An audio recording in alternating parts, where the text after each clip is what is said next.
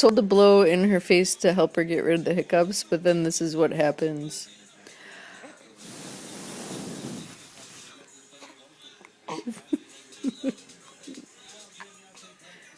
Okay, come on back.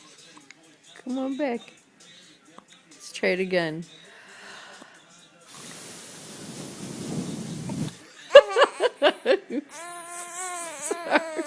I'm sorry.